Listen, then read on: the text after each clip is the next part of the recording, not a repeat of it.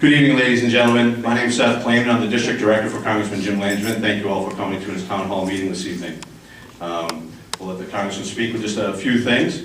Obviously, we appreciate everybody coming. We obviously have a full house. There are still some seats up front. It's kind of like grammar school. People don't like to sit up front, but feel free to come up here. The water's warm if you like to sit down. I will walk around with a microphone. Congressman will give a few opening remarks, a few minutes of just some things that he wants to share with all of you. I will come around the room. If someone has a question, raise your hand, I'll come to you.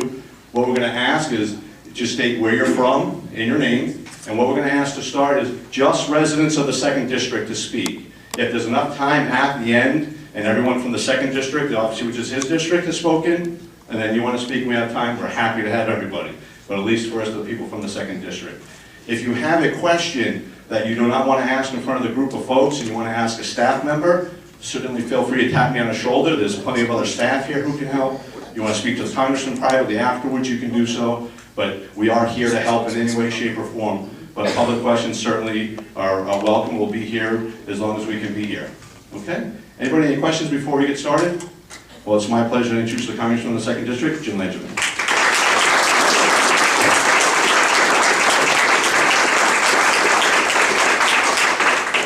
Seth, thank you very much, and I want to just welcome everyone here tonight. Begin, of course, I want to thank the Cranston Public Library for hosting us here tonight, and let me thank Ann Garcia, the library director, as well as Ann. Thank you very much for hosting us here. Seth, do you have a list of the people for me to recognize? Joe's got that. Okay. We have a great room here tonight. I want to thank you all for coming out. I like to think this is democracy in action, and we do have some elected officials who are here tonight that I'd like to recognize. Starting off with our distinguished House Majority Leader, Nick Mattiello.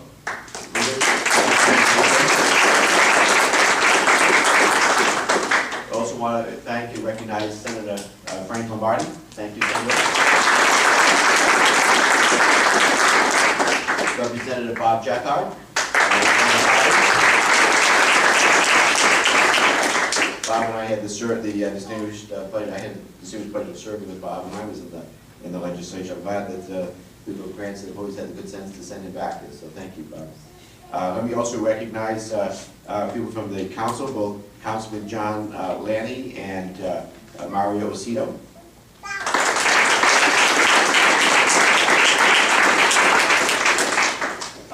Councilman Paul McFarland.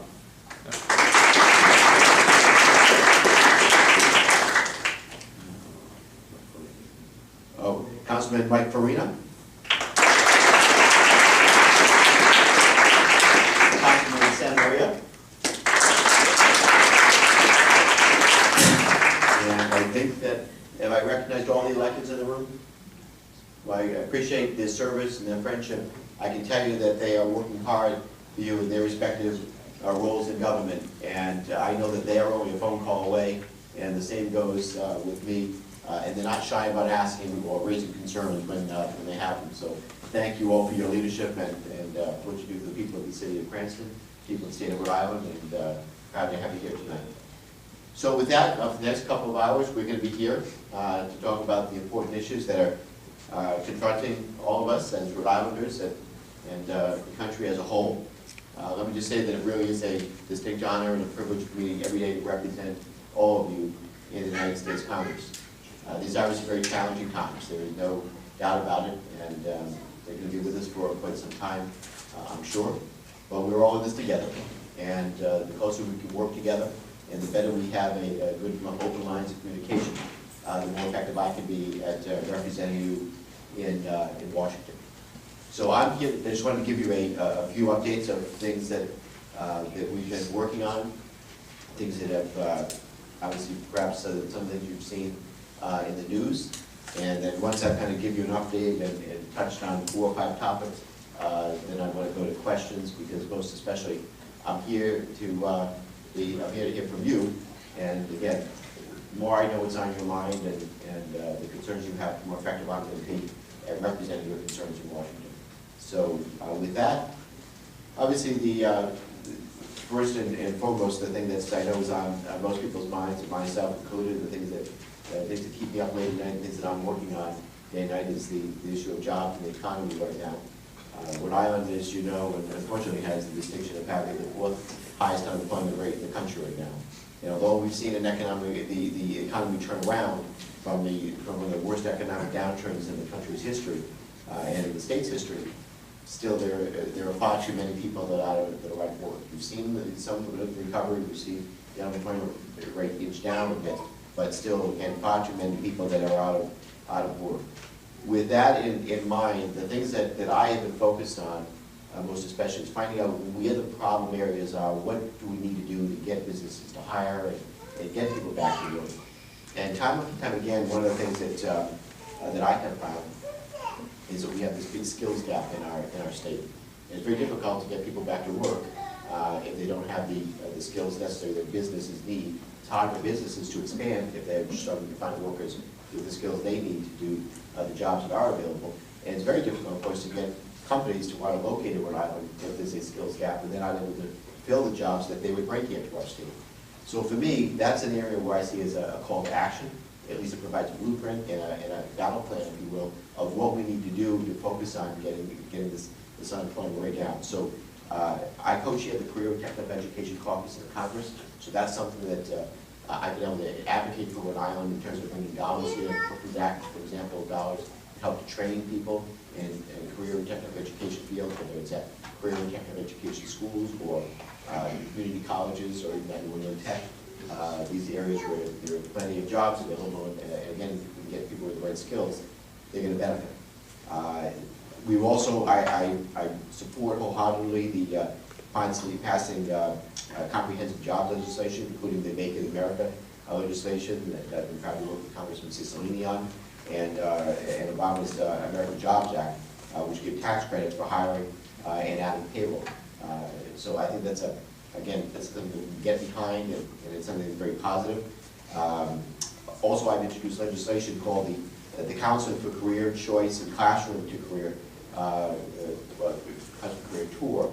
So I've introduced legislation would help school counselors to be better informed about what career paths would be best for the students to follow, and providing resources to make sure that they're getting the right training to properly counsel our students.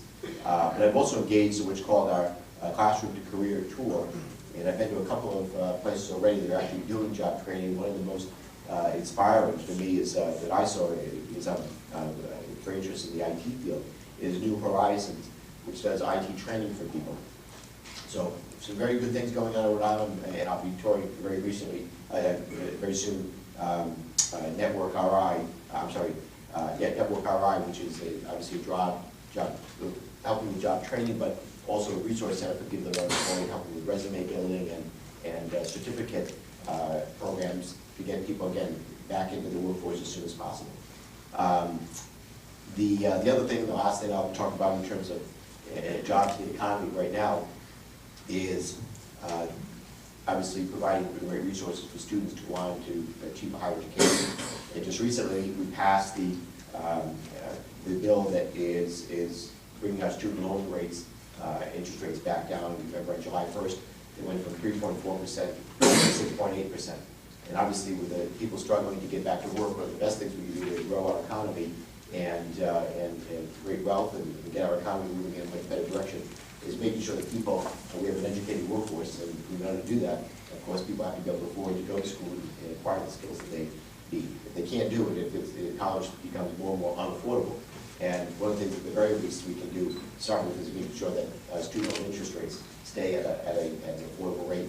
And that's what we just did just recently with President Obama signed that as well. It's not a perfect fix, and we obviously have to do more to college to challenge us in terms of getting college tuition costs down, but affordable student loan rates are important.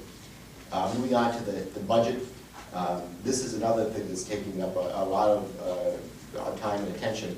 And two of the things that we need to do to fix our national economy and here in Rhode Island, I believe, is passing a budget that is fair and balanced. Now, we all know that sequestration just recently went into effect. by my desire. It's not something that I wanted to see happen, but when we failed to reach a bipartisan agreement that would have been more balanced in terms of budget cuts and also tax increases, unfortunately, sequestration went into effect. This fall, we only have 9 days when we get back to Washington, 9 days before the new budget, the new fiscal year starts. And we've got to do a lot of work if we're going to see us come together and pass the budget. My expectation, I'm disappointed to see that what maybe wound up happening is that we pass into the budget without a budget, and we're either going to have a short-term continuing resolution or long-term one.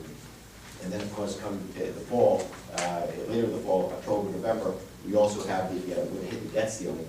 The debt ceiling is going to need to be raised, and that's going to be a tough hill to climb. Because it's going to be something that's obviously bipartisan. And right now, that seems to be very far off. The last thing that I want to see, because I think will help our economy a great deal, is tax reform. One of the things that we can, both through the budget and also our other fiscal challenges, including the debt ceiling, the best thing that we can do to deal with these challenges is to put people back to work. And if we have a fair and balanced tax code, making sure that everyone, but particularly corporations, are paying their fair share, that's going to take a lot of the pressure over our fiscal challenges, and we're going to be fighting hard for a fair and balanced tax code. The next thing, obviously, that's been in the news a great deal is issues around terrorism and privacy-related things. You heard about, obviously, the Eric Snowden and the NSA programs on surveillance, and I know that this is on a lot of people's minds. We recently had the Amash Amendment that was brought up. We had the Pompeo-Nugent Amendment that was brought up relating to restating issues related to privacy. I've been involved with signing a letter to the President, although I think the NSA programs are important. I know there's a lot of privacy concerns around them, and just as protecting us from terror-related issues are important, we also have to be mindful of protecting privacy and civil liberties. And in my role in the Intelligence Committee, I work hard every day to make sure that not only are we exercising important oversight responsibility over our intelligence agencies, but equally important, it's important for us to exercise our responsibilities to ensure that protecting privacy and civil liberties. So I know many of you are going to have questions about that, and hearing from you on these things are going to be very important. As we'll be taking up an effort, the President, again, I signed a letter asking for and I signed it along with 153 of my colleagues, asking the President to do a complete review of the various surveillance programs and tools that are used to protect us from terrorism, but also try to decide what is the right balance, and let's relook at that to tailor these programs as narrowly as possible, with having as much transparency and so the American people know as much as possible what we're doing without, again, compromising security, but maximizing our protection for privacy and civil liberties. Next issue that we've been confronting and dealing with, and hopefully we'll be taking up soon when we get back to Washington, is the issue of immigration reform. Clearly, we have a broken immigration system, and the more that we can do to come together in a bipartisan way to pass comprehensive immigration reform, the better off I think we will be, stronger we will be as a country. Make sure that people can come out of the shadows, pay whatever fines or back taxes, and do whatever security background checks we need to do, but allow people to get out, come out of the shadows, and then get on some kind of a path to citizenship. Not getting a jump on people around the world who are trying to come here the right way, having them at least go to the back of the line, and it's like we started the process of being here legally. And the last thing that I'm going to touch on in terms of issues that we've been dealing with and been in the news lately, of course, is the issue of healthcare reform, implementing the Affordable Care Act, the Obamacare as it's known, and that is something that I have worked on hard for many years, because we have obviously far too many people that are uninsured right now, Too many people are struggling to afford the health care that they do have. And of course, the issue of rising healthcare costs, and there was certainly no end in sight in terms of how high they were going to go. And I believe, at least with passing healthcare reform, we're going to start to get our arms around controlling healthcare costs and covering the uninsured. So I was proud to vote for the Affordable Health Care Act when it came before Congress. It's something I've been fighting for, working on for many years. It's not a perfect bill, not a perfect program, I know, not perfect at all, but it's a move in the right direction, I believe. And at the end of the day, we'll cover, again, more people in terms of making sure that we're covering the uninsured, but helping everyone to afford health care going forward. So with that, I'm going to stop there, and I want to thank you for your time and your attention, and I look forward to taking your questions. Thank you all very much.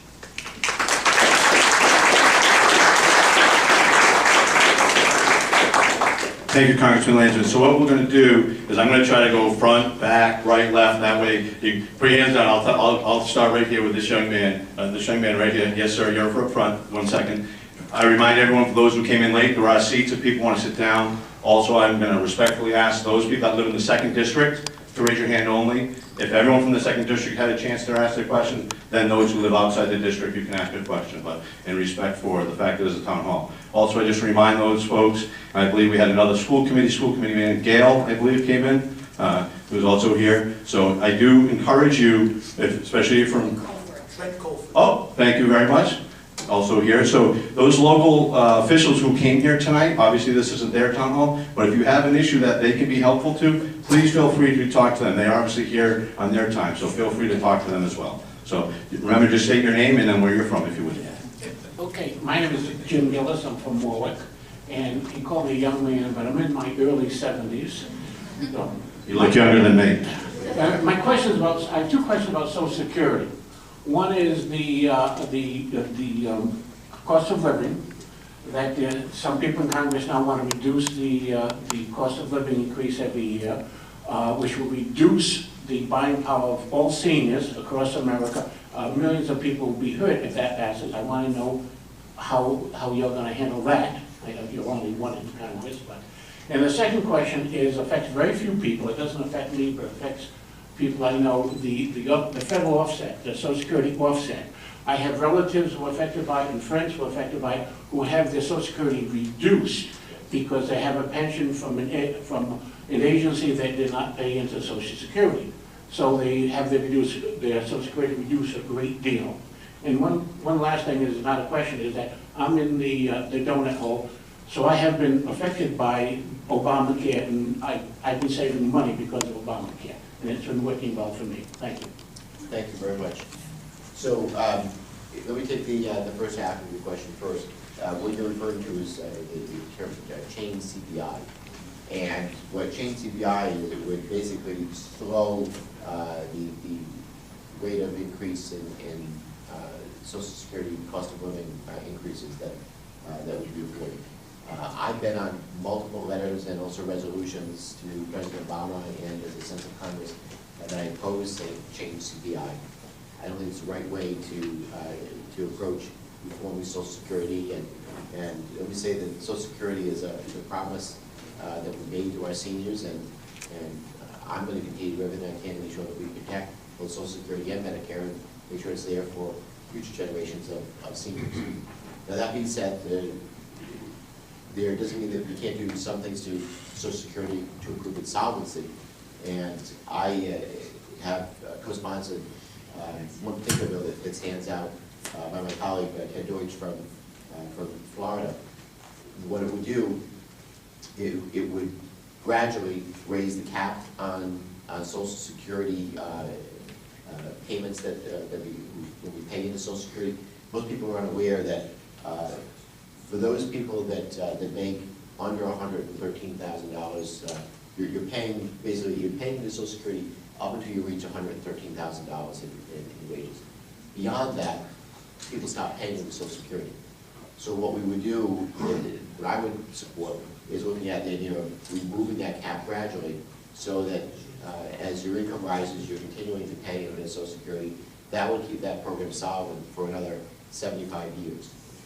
Beyond that, I'm also, the bill would also call for a, in terms of a, when they evaluate the cost of living and what it should be, having a senior market basket of goods that are used to evaluate what the cost of living increase should be.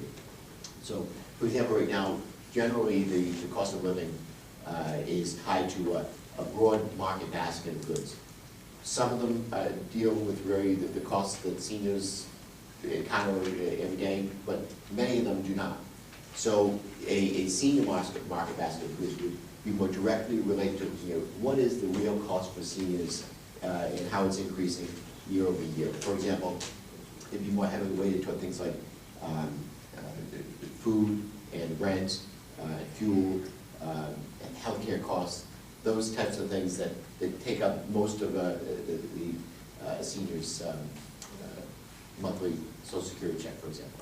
So I think it's a good piece of legislation, and again, would work harder to protect and ensure the solvency of Social Security going forward. And your second part of your question? The federal offset. Yes. So you're right. There are some people that have earlier on worked in a job that didn't pay the Social Security, had a private pension system, and so their Social Security check is reduced by the amount that pension pays each month. And there are some people that don't get a Social Security at all because they didn't pay into Social Security during their course of their job. So I've co-sponsored legislation that would do away with the Social Security offset. It particularly affects spouses when their spouse didn't pay into Social Security, but for example they did. The other spouse, when that spouse passes away, that senior, who's the surviving senior, winds up losing out. And so I've co-sponsored a couple of different bills that would help address the Social Security offset. I want to be candid with you though. We had high hopes that we were going to be able to see that passed and addressed back when there were surpluses as far as the eye could see. But then, enter George Bush and the Republicans, and they had these massive tax cuts that didn't address spending, and now we're in the fiscal challenges that we're in with budget deficits as far as the eye could see, including 2 wars, of course, that we'll pay for. So it's going to be a challenge to get that enacted. Next question right here. Thank you very much, and I do appreciate your vote in favor of the Affordable Care Act. However, I'm very dismayed with today's announcement by the administration following a couple of weeks ago the announcement of allowing until 2015 both the large employers delaying covering their employees, and now today's announcement with regard to the out-of-pocket costs.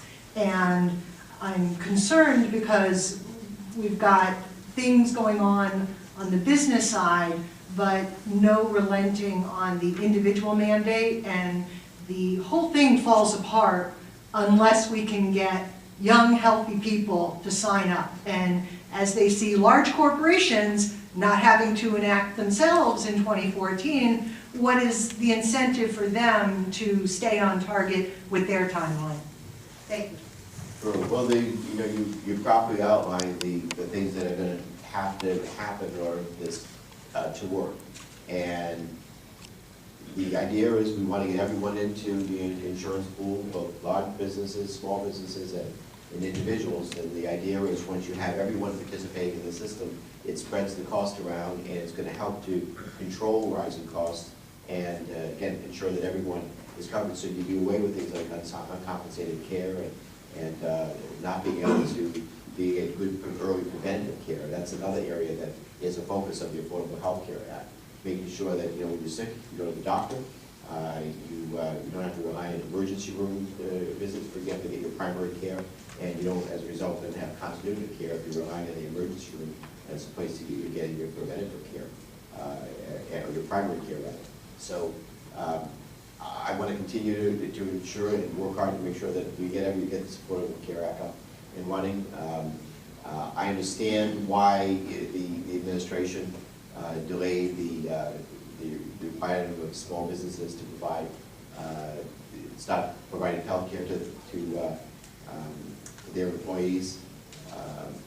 I'm hoping that with the health insurance exchanges, again, both individuals and then ultimately small businesses and large businesses are going to benefit from the bulk rates that big businesses get right now in having leverage with the insurance companies. I understand why the administration felt the need to, for the delay. I was disappointed by it because in some ways I wanted everyone to remember this thing up and running. But I understand why small businesses, it's a little bit confusing right now and they need a little more time to get their arms around how to implement this. But at the end of the day, once we do get this up and running, I think it's going to be a net gain all the way around. So, thank you for your point. Next question. Yes, sir. Stand up and just tell us where you're from, your name. Ricardo Lopez, Cranston, Rhode Island. So I think it's been pretty evident that the biggest welfare recipients are on Wall Street. These are the biggest criminals. They've rigged the LIBOR rates, which have created artificial fiscal problems for local governments, school boards.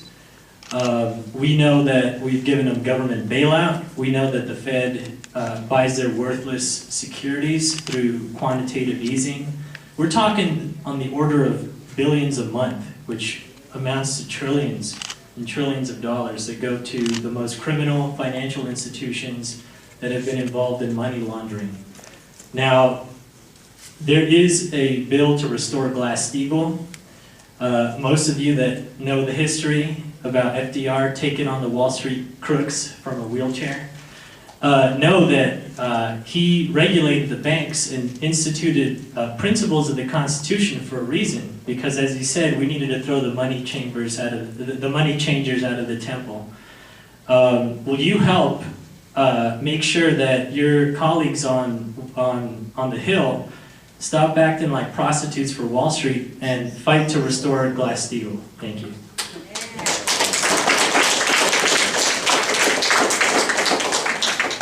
So I haven't co-sponsored that bill yet, but I'm certainly open-minded to it and looking at it. I don't sit on the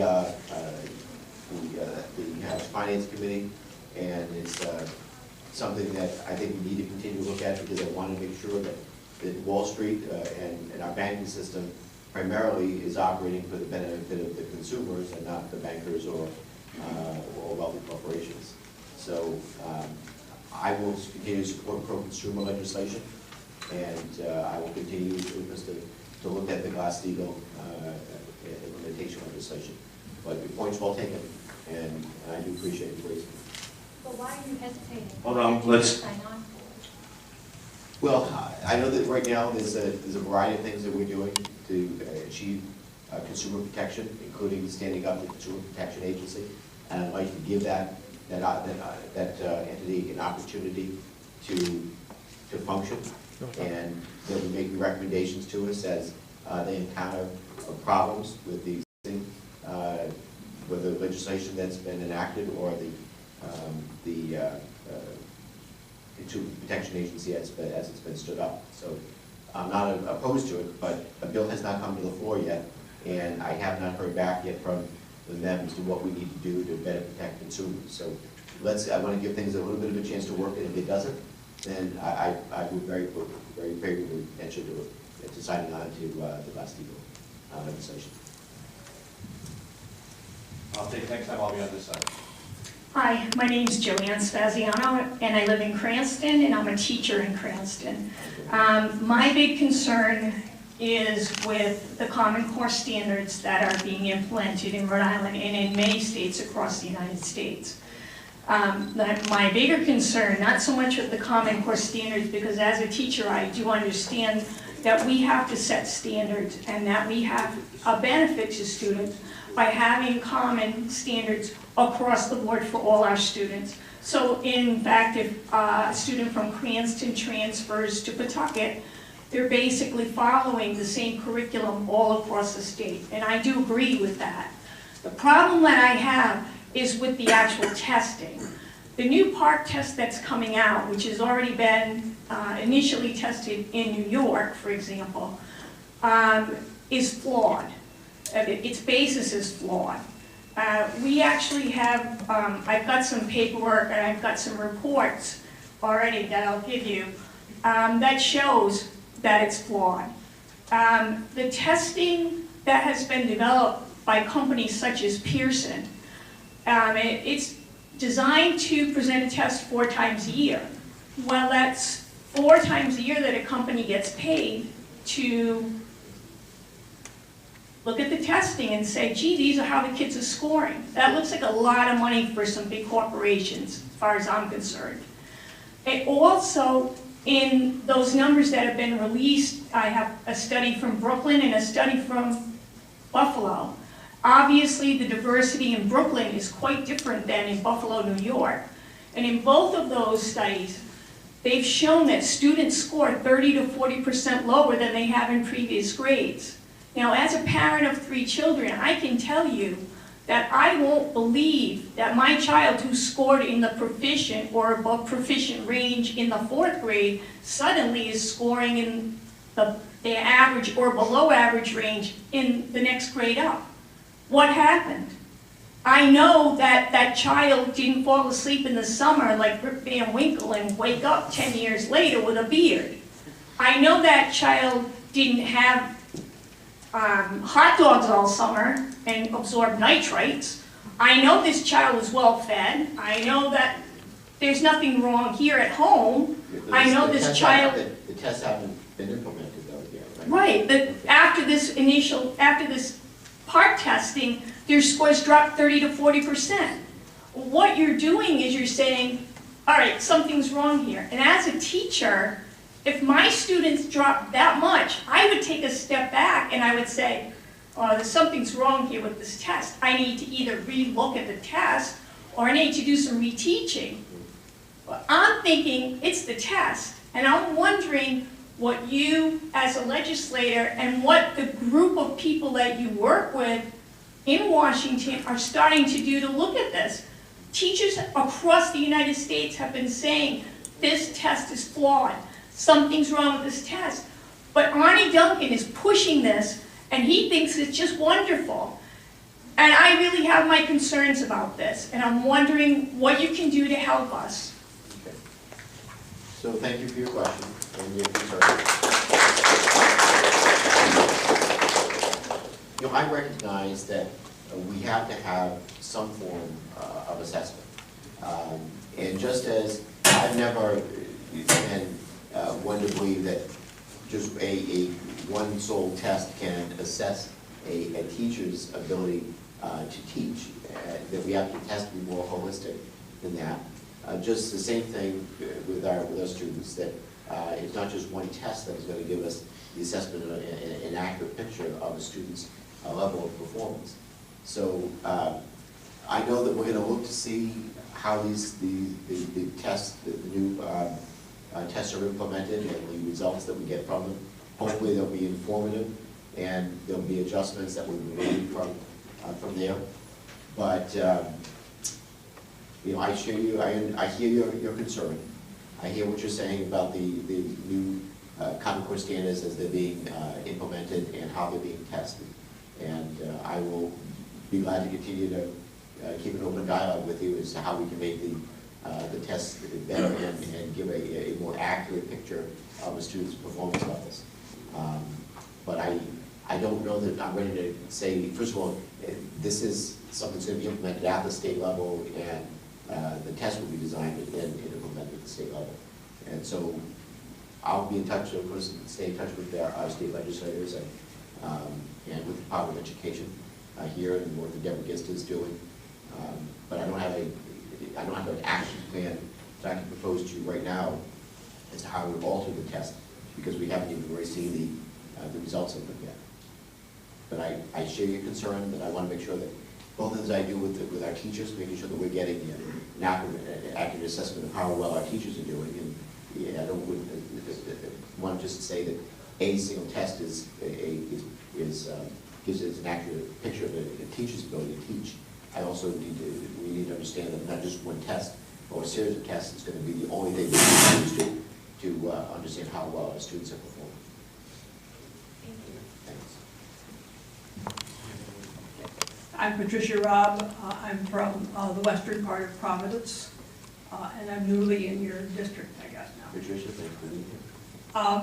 I'm very concerned that you didn't vote for the Amash amendment, and that instead you have written to the president asking the executive branch to review our surveillance policy. It seems to me that's a little bit like putting the fox in charge of the chicken coop. Democracy requires transparency. By clinging to the claims of secrecy, I'm concerned that you may be undermining what's left of democracy in the United States. I'd like you to comment on that.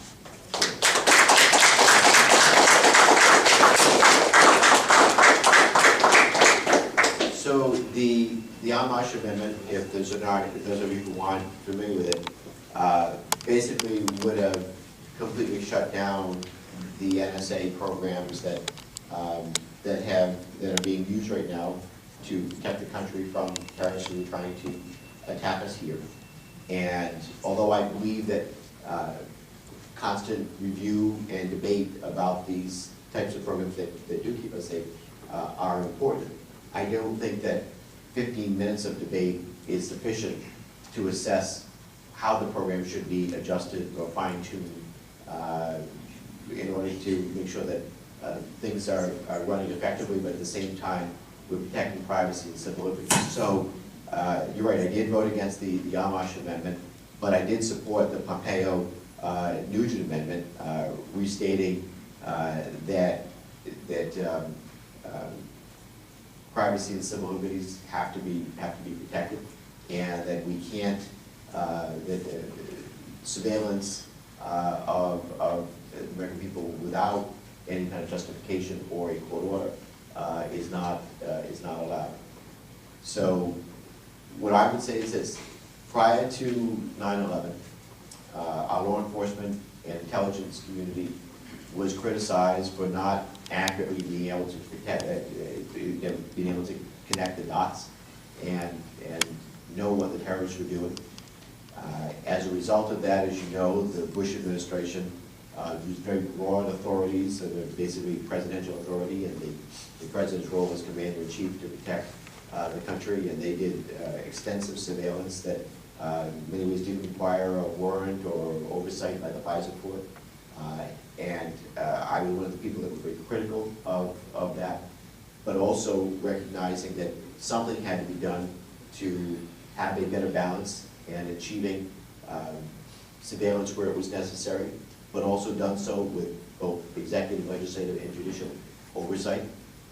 That's when the Patriot Act was developed, and made sure that there were proper protections put in place so that we did have, for example, court oversight and required court orders if there was any surveillance that was carried out that required court involvement, court oversight, and congressional oversight as well. So there are the world in which we live right now, that it would be naive to think that or to believe that there aren't people that are dedicated toward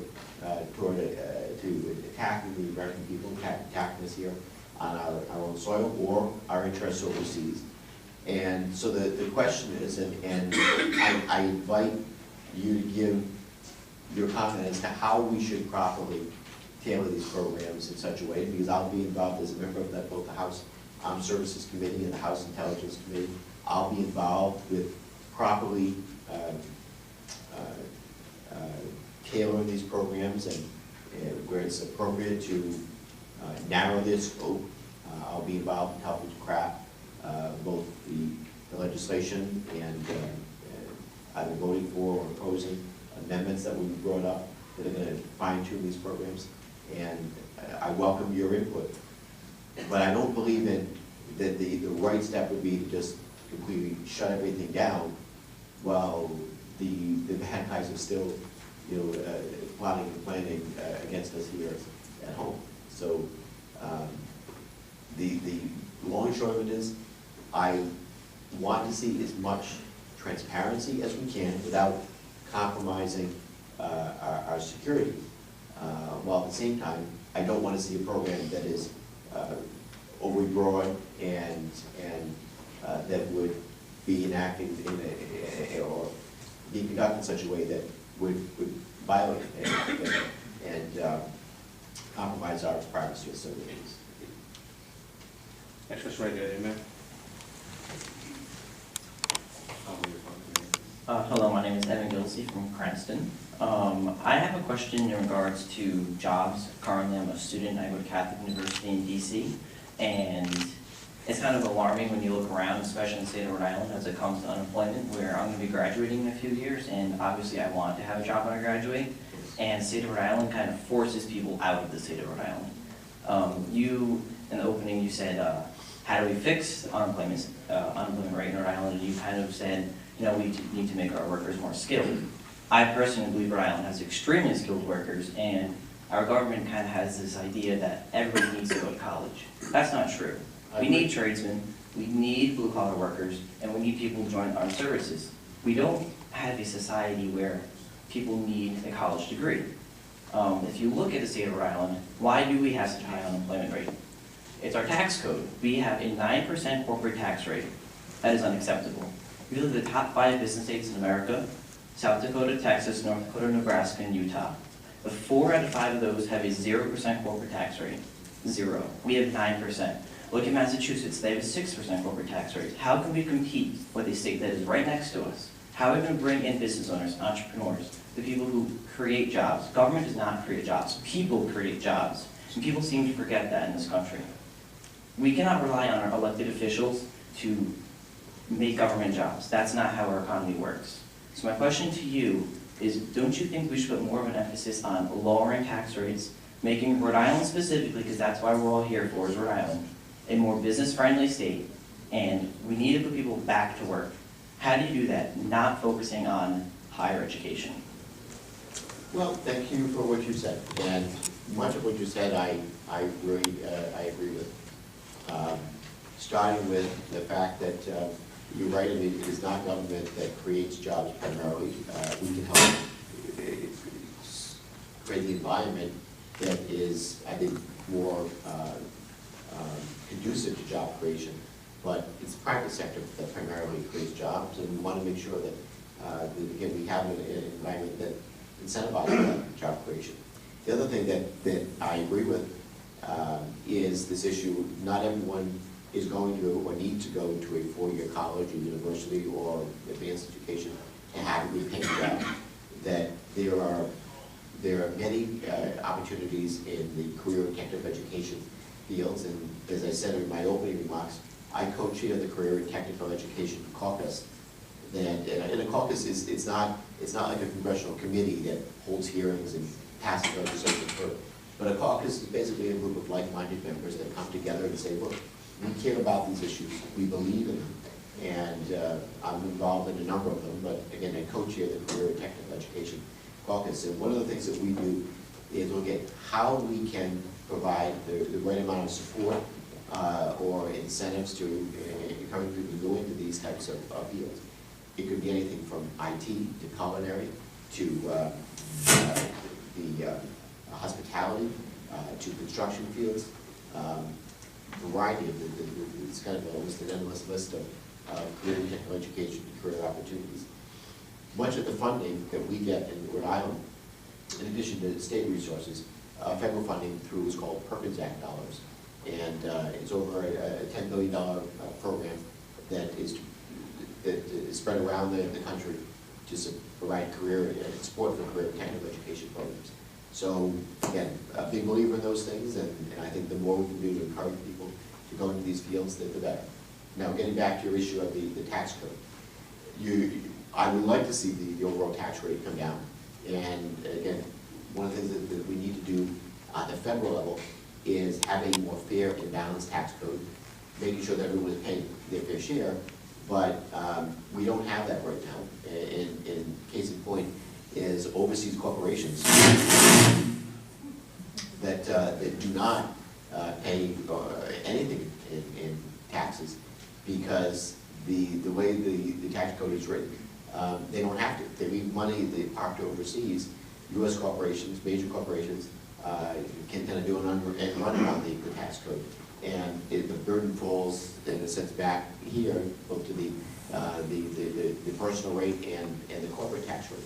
So what I would like to see, as we do tax reform, that we have some type of a tax code, a tax rate for overseas corporations, no matter how they make their money overseas, or where whether they bring the money back here or they leave overseas. In some way or another, there's going to be some rate that they'll pay. Whether it's 5 or 10%, we can debate about the number. But by making sure that all corporations, U.S. corporations, are paying something, that allows us to bring the overall rate down, both for domestic corporations and also the domestic rate, but also the personal income tax rate as well.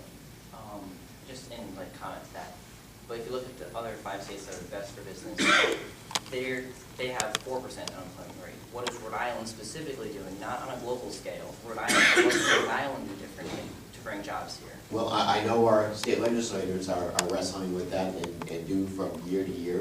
What is the right personal tax rate? What is the right corporate tax rate?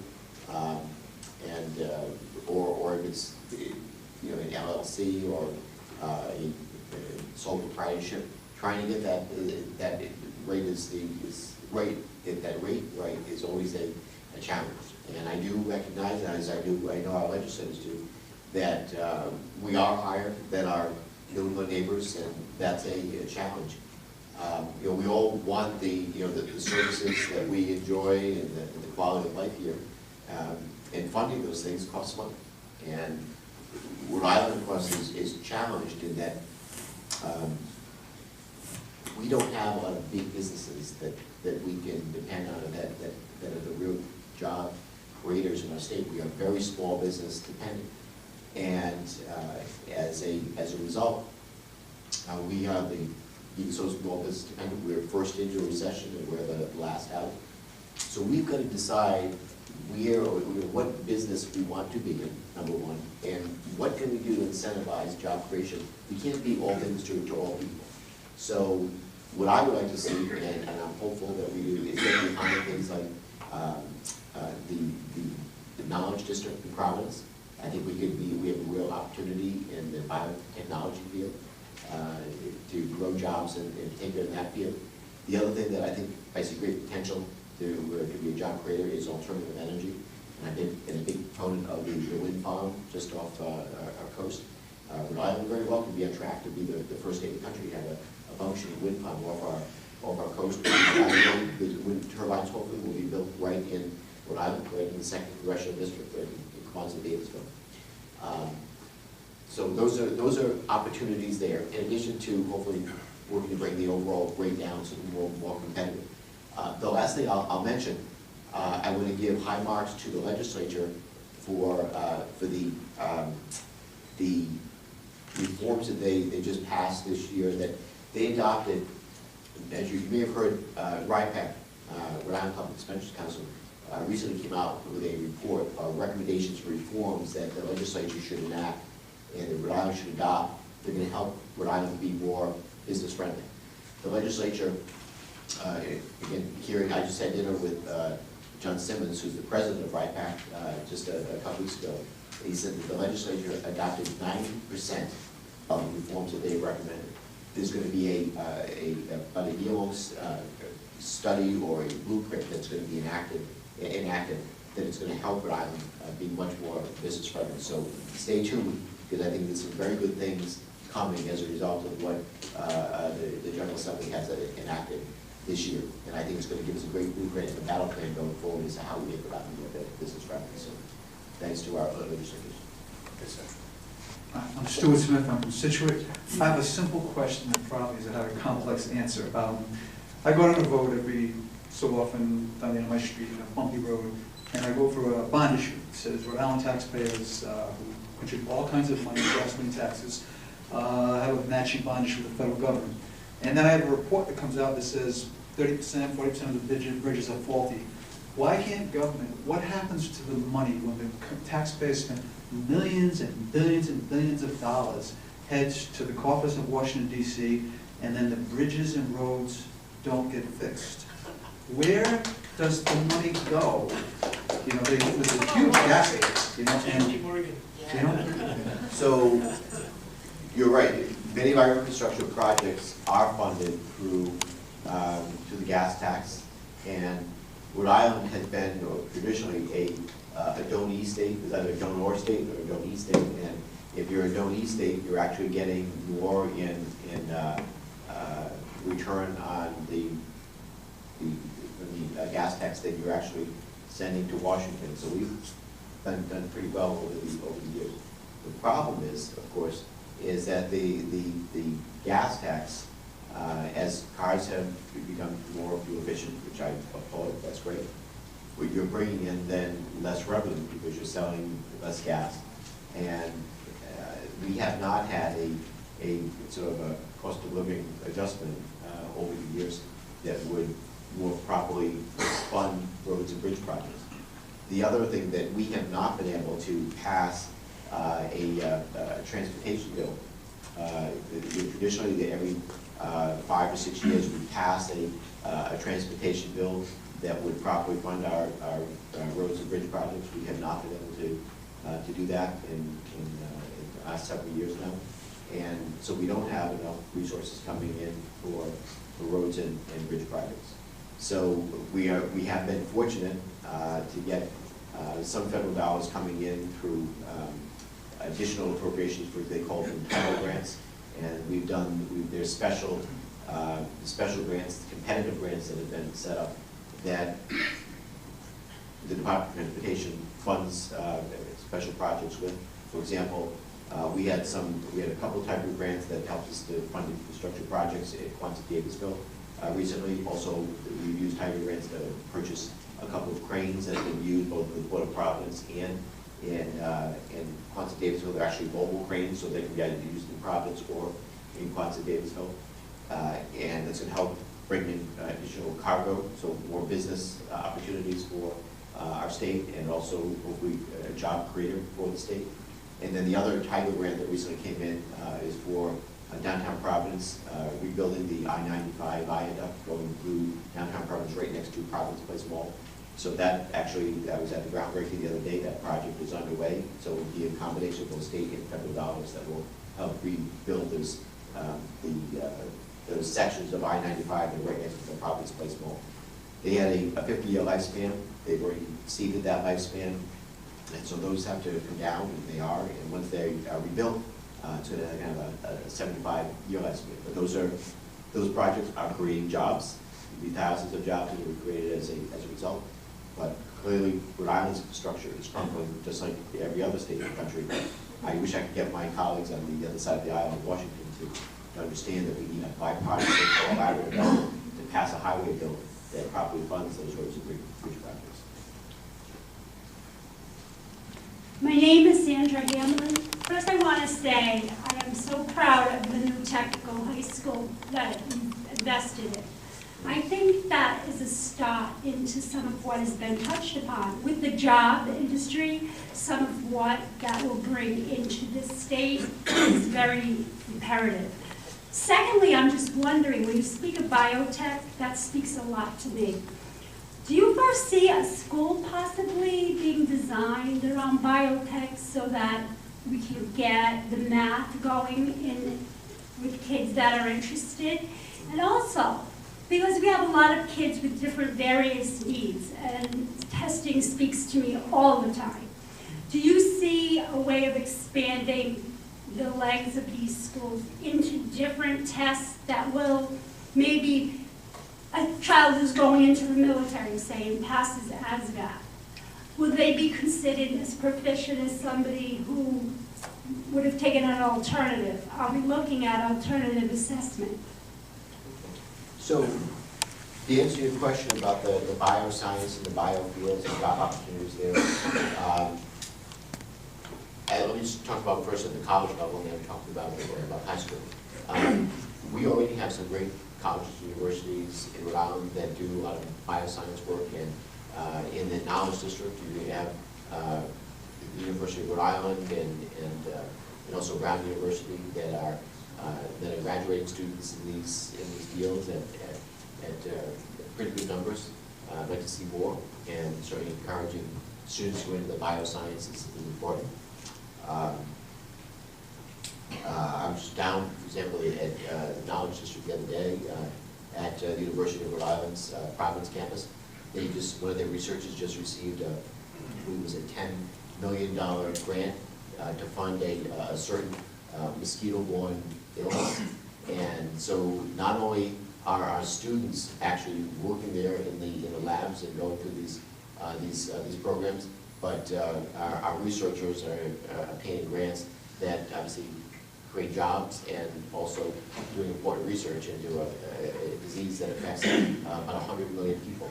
It's called dengue fever, and mainly in countries outside the United States that see this particular disease, particularly in southern and I believe also it's African countries. But it affects about 100 million people a year, and a significant number die from this fever every year as well. But so again, just an example of how biosciences are in action right now, and for people that go into those fields, we'd like to hopefully be able to find jobs in Rhode Island and stay here. Also at the college level, at the high school level, encouraging more of our young people to go into the STEM field, science, technology, engineering, mathematics, and so forth. Some of that is in the biosciences, and again, creating supporting STEM programs and career and technical education programs in that field is important. And I would say that it also incorporated, this isn't per se related to the biosciences, but incorporating arts and design in STEM is something that I also champion. I work with John Maida, president of Rhode Island School of Design, who is he's a science guy himself, came from MIT. Now he's leading Rhode Island School of Design. Some people say, well, why is an IT guy leading the Rhode Island School of Design? What does art design have to do with sciences? It has a lot to do with the sciences. In fact, it helps in innovation, creative thinking, helping the arts and design in the sciences help to convey complex concepts in the science field. It's even used, for example, in cybersecurity, helping our cyber warriors to visually see where there are vulnerabilities in our cyber networks. So, again, a strong supporter of both the biosciences, but the STEM field as well. My name is Mary Jenko, and I'm from Cranston. I think that I'm going to be following up on the jobs questions here. You talked about skills gap, you talked about the lack of education, you listened to all of this here, and I agree, we have the skilled workers, we have the educated workers. We ask the kids, you just said it, you tell the children, go into math, go into sciences, there's going to be jobs waiting for you. That being said, I can tell you there's no jobs in Rhode Island. There's no jobs at all. I have, my older daughter is graduating, she's got 2 years left till she has her PhD in neuroscience. And she's already told her brothers and myself, Mom, there's going to be nothing out here. There's nothing, they're cutting all the funding. I'm probably going to end up in a field where I don't even have a degree. One of my other children has a degree in computer security, information assurance, with a degree in, with a concentration in, I forget what it is, but so he's a cybersecurity person. He can't find a job. All of his friends who've graduated this year, all day long they spend looking for jobs. Some of them have been lucky enough to get interviews, some of them have not. Now, one of them is employed. I can tell you, math and science, I just told you about my son. Chemistry is another one, biology is another one, engineering, mechanical engineering, chemical engineering. These individuals spend their nights at my house after they spend all day long looking for employment. They're willing to go anywhere because Rhode Island has nothing. So what do you do to encourage these individuals when you're standing here to say, you know, these kids have done it right. And every one of these kids is now standing here in the face of a student loan that they're not going to be able to pay in what, 3 months, 6 months, 9 months? They've been out of school now for 3 months. None of them, most of them should have had some type of employment or job opportunity or an offer while they were still in school. Many of these schools aren't even putting out any job science fairs anymore, or any job fairs for these individuals to even apply to. So what do you say to these individuals? Basically is my question. How do you deal with a population that has done what they thought they were supposed to do and are facing unemployment? I also know individuals who've been out of school for over a year, out of college for over a year, and have no job opportunities also. So needless to say, the world doesn't have to tell you they bounce home and they're staying with mom and dad. Thank you. I'm sorry for what your family is encountering, and I know that you're not alone. Your children are not alone in the challenging job market that we're finding out there. I'm going to segue to one thing first, and then I'll come back to the issue specific on the biosciences. So I would disagree with the notion that there aren't jobs available, because, as I said, when the businesses that I go into, and when I do these tours that I'm on when I'm back home, business after business after business, I invariably ask the question, when are you going to be hiring? We've got one of the worst job markets in the country right now. Where's unemployment rates? What's going to encourage you to hire? And the answer that I receive all the time, and I was surprised at it when I first started these business tours going back a couple of years, is that we are hiring right now, or we just hired, and we're having trouble finding workers from Rhode Island with the right skills, the jobs that we have available right now. I'll give you an example. A health IT company that I went to in Warwick, they just said, we just hired 20 new people. Only 2 from Rhode Island could we find with the skills that we needed. A major insurance company in Johnston, Rhode Island, Fortune 500 company that will go unnamed. They just, when I was up there, they hired 25 new people. And although they made a concerted effort, and I talked to the CEO, they committed a concerted effort because they wanted to hire people from Rhode Island because they're more likely to stay in the job for a longer period of time. They were unable to find anyone with the right skills that they needed to do those jobs. Where do they advertise these jobs? Because I can guarantee these young people will be standing in line. So that's saying that you are But- right, is not right. But what I'm saying is that it speaks to, at least in those particular fields, the skills gap that we have in our state. So to segue back over to your question, because it was more in the bioscience field. So it's a two-part answer. One, I would say we need to do more in terms of creating an environment in which we are incentivizing job growth in the bioscience field and the knowledge district. I see that to be like a rocket ready to take off if we provide the right resources to incentivize job creation and business location and growth in that particular area. I'm hoping that with the work that I just talked about with the legislature, just enacted the legislation that they took up in implementing the RIPEC report, it's going to create almost like a greenhouse compact blueprint, if you will, putting resources behind incentivizing job growth in that area, as well as I hope they will do the same thing in the alternative energy fields. So that's one part of the answer. The other part of the answer, NIH funding is an area that I support wherever I have the opportunity. I was there in the Congress when we doubled the NIH budget over a 5-year period. And why is that so important? Well, it's important to Rhode Island because places like Brown University and URI, our other colleges and universities in Rhode Island apply for, including our hospitals, by the way, apply for these NIH grants. They bring them to Rhode Island. They're able to hire Rhode Islanders, or they're able to bring researchers to Rhode Island to fill the jobs that result as a result of obtaining these grants. The problem is, as you can appreciate, when the budget is stagnant, or we have sequestration going into effect, what does it do? Well, it cuts these budgets all the way across the board, including NIH funding, and it shrinks the pool of funding that's available for research grants to be approved.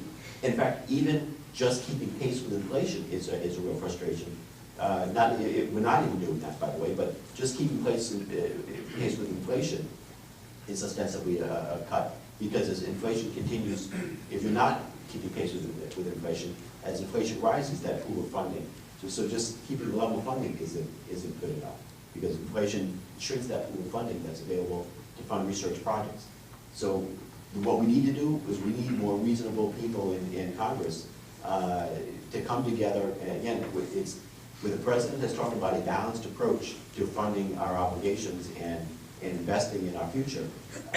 We have some in Congress that aren't interested in bipartisanship, aren't interested in reaching across the aisle. What they do is they want us to just use the amount of money that's coming in to the government right now to fund projects, and even if that means we have to cut even deeper across the board. So they are perfectly fine. There are some of the very conservative elements within the Republican Party, and I don't want to get partisan, but this is the reality that the Tea Party is fine if we default on our debt. They're fine if we just continue the sequestration for the next 10 years. So I can tell you now, we haven't felt the full effects of what sequestration really means. Some have, if they're getting furlough days, or defense contractors, for example, are laying people off, or in the human services field, Head Start programs. We've had about 340 families in Rhode Island that have their kids have been thrown off of Head Start because of sequestration. And what the Republicans want right now, what the Tea Party wants, they are okay with sequestration continuing to go into effect for the next 10 years, which means every year there's going to be across-the-board cuts, across-the-board cuts, across-the-board cuts. We've got to do this in a better, more balanced way. We cannot solve our fiscal challenges alone with budget cuts alone.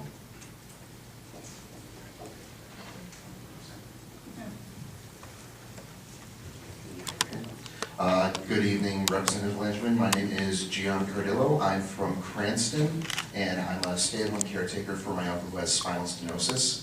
I wanted to briefly touch back on the NSA subject again. Sure. It's slightly dumbed down, but just simplified.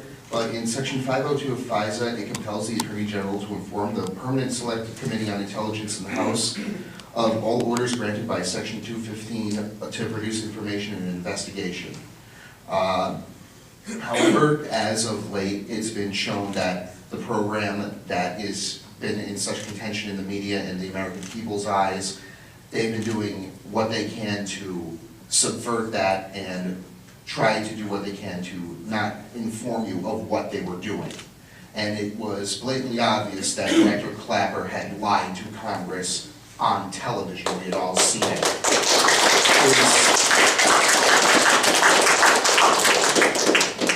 Is there a reason he's not been held accountable for lying to Congress under oath? So I would say this. Part of the challenge, I don't want to defend Director Clapper and how he answered the question. At the time, of course, here's the problem. You have a classified program, and he's asked a question about a classified program in an open session. And he was not authorized, ostensibly, yet to talk about the classified program in public. And he gave the answer that he did, and now that's part of the answer. The other part of the answer was he was saying that he thought he was referring to Section 215 and not, he was talking about, I think, Section 702, not 215 at the time he answered the question. But be that as it may, he could have come up with a better answer, and as soon as the hearing was over, both his staff and then later he clarified the answer to Senator Wyden.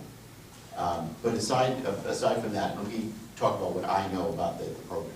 Now, we can agree to disagree on whether the program should exist or not, but I will say this: I've been read in on these programs for years, and so I would disagree with the issue that Congress hasn't exercised oversight of the programs, because we have been kept fully and accurately informed of how the programs are operating, and I have been satisfied that the programs have had both congressional executive and judicial oversight.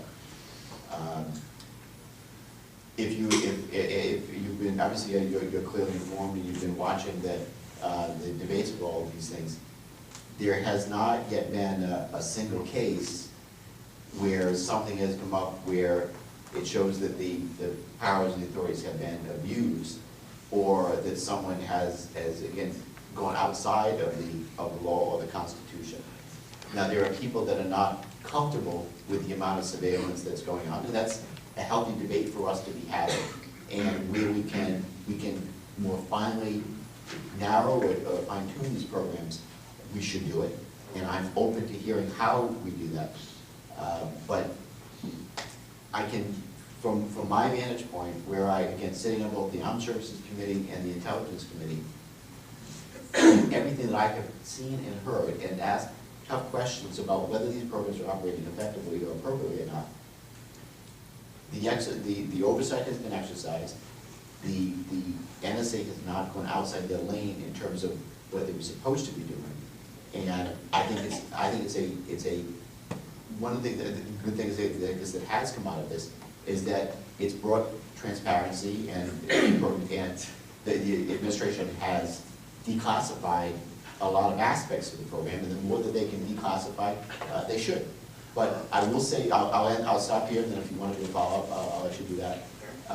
I know that these programs have been directly effective in thwarting and derailing 54 terrorist attacks internationally, and 12 of which have been directly prevented from happening on U.S. soil. If that is the case, and most of this has been declassified, and those have already happened and have been stopped, would it not help to make the American people more comfortable in the fact of knowing that this program exists and what it's done to make that information public, so we know that it's actually doing what it's supposed to do?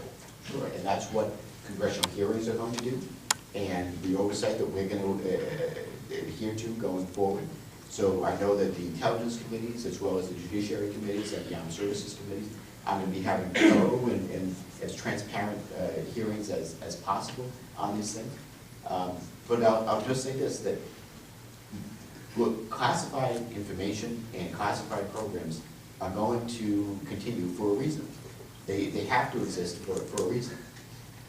Just understand that the trade-off is every time we make something like what we're talking about, then it gives our enemies transparency into these things as well. So as we're making these classified programs more and more transparent, now our adversaries know, for example, so I see, so the way that they're tracking us, the bad guys are saying that the way that they're tracking us is anytime that they use their cell phone, in say in Yemen or in Afghanistan, to coordinate or plot with someone in a foreign country, or in particular in the United States, they're doing it by seeing who we're talking to. And then they go up on if it's somewhere, for example, in the United States, someone, let's say hypothetically, we could have known about the attackers of 9/11 and who they were coordinating with and planning with in the United States. Had we known about that program could have been derailed, but we didn't know about it. Now they can say, well, they're going to alter their tradecraft. Okay, so the may very well, maybe not everybody, maybe some of them will think that they'll get lucky and they'll be able to talk to and plot and plan with whoever they want in the United States or in some other country. But they know how we have the capability of tracking them. So what they will do is they're going to use another method, form of communication that we may not have insight into, that we may not be able to follow. That's the trade-off. So we're going to have transparency. We're going to give as much transparency into these programs as possible. But it doesn't mean that we're also at the same time allowing our enemies to know exactly how we're tracking them as well. My name is Lisa, I'm from Providence, and I am just representing, how are you today? Good, how are you? Good. I'm representing hundreds of your constituents in your district. I currently work with an organization called Rhode Island PERD. We're a statewide public interest group. Currently we're working on a campaign to end wasteful subsidies to junk food. Every year Rhode Islanders are spending millions in tax dollars through the Farm Bill to subsidize 4 main ingredients, including high fructose corn syrup, cornstarch, and soy oils. And we just think this is a complete waste of our tax dollars. We just came out with a study that found that since 1995, 19 billion of our tax dollars have been going to specifically subsidized junk food ingredients, while very little is going to healthy produce. And so I'm here today to ask you if you will be a strong and vocal proponent of cutting these wasteful subsidies from the Farm Bill when it's up for reauthorization. Thank you. Thanks for your petition. I appreciate your advocacy too. I'm a big fan of IPERD and the advocacy that they do, and I know that they do have the public's interest at heart. So I'll take a look at that. As you know, right now, the Farm Bill that came out of the House was something I could not support.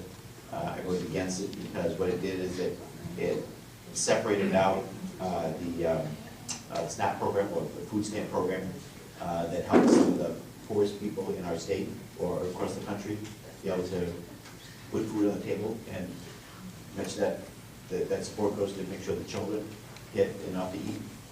The Republicans stripped that out, and they wanted to just pass the Farm Bill. Now, we're going to have to take a hard look at how we reform the Farm Bill, because a lot of these subsidies that we've been paying for year after year are no longer effective, and we can't afford them. And so we're going to have to streamline that down. I support taking a hard look at how we fund the Farm Bill, the types of things that we subsidize. But until we can do what the Senate is looking at doing and passing a more comprehensive bill that includes properly funding food stamps programs, I'm not going to support what the Republicans are trying to push through the House. Okay, but thank you for your thing, and I will take a hard look at the petition you've presented. Thank you.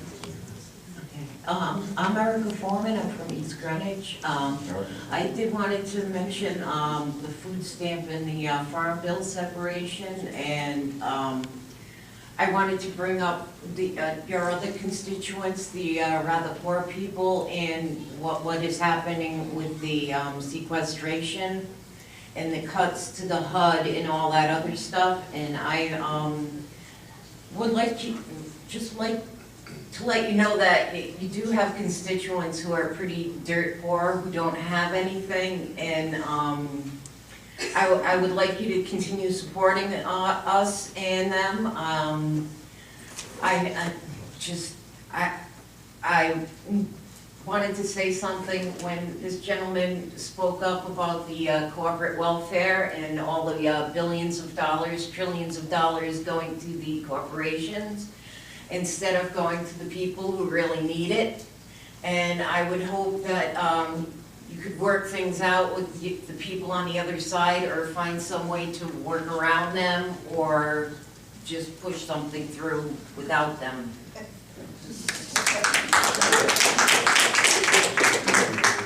Look, I feel what you're going through, and I thank you for raising your voice and sharing your personal story.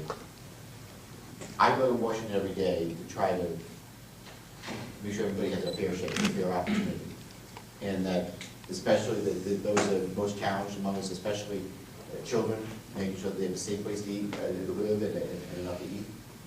And it frustrates the heck out of me right now that we're living in such a partisan environment where we can't find the ability to come together and find common ground to get this country moving in the right direction.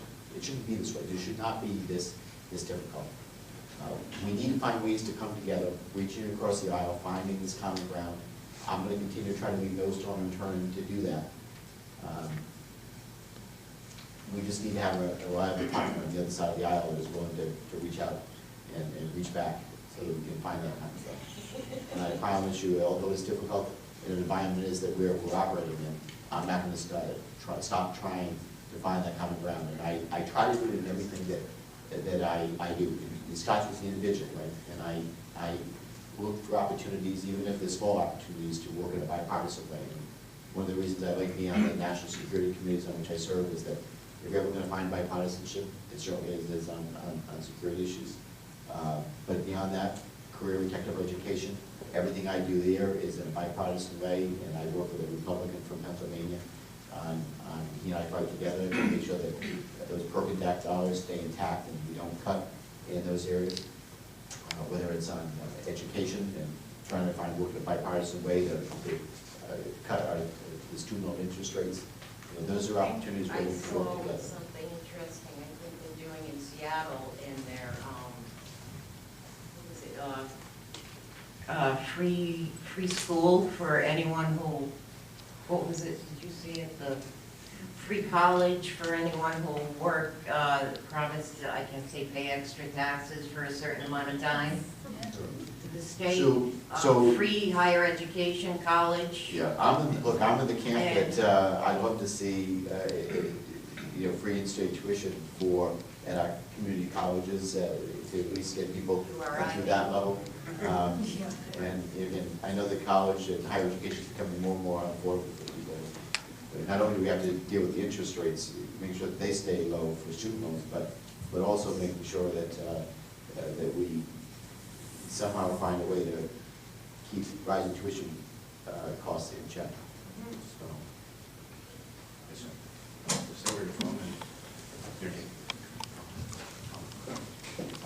My name is Richard Cook. I'm from West Warwick. Congressman, I wish you would explain why you have been silent on the need to close Guantanamo prison, because it is an embarrassment to our country and has been from the inception. I believe you are sincerely concerned about people's health. You are sensitive to people's suffering, and I don't see how you or any other member of Congress can sleep at night knowing that it costs $2 million per year per detainee to do what we're doing to these people. And it violates every basic principle that, for example, Article 8 of our Constitution, or sorry, Amendment 8 of the Constitution, says that you cannot exert cruel or unusual punishment even if someone has been convicted of the worst possible felony. The people that are in Guantanamo haven't been convicted of anything. They've been rounded up in their country. And if you just look at the UN Charter, we're a member state, Iraq and Afghanistan were member states. We had no right to go into their country. But beyond that, rendition is being practiced around the world. People can be snatched off the street by our representatives of our country, and then what is done to them is completely contrary to our whole system of law. There's no habeas corpus. They're kept indefinitely. All of these Orwellian terms are used. They're not imprisoned. They're just detained. This makes a mockery of our country. And I wonder why you have been silent so far.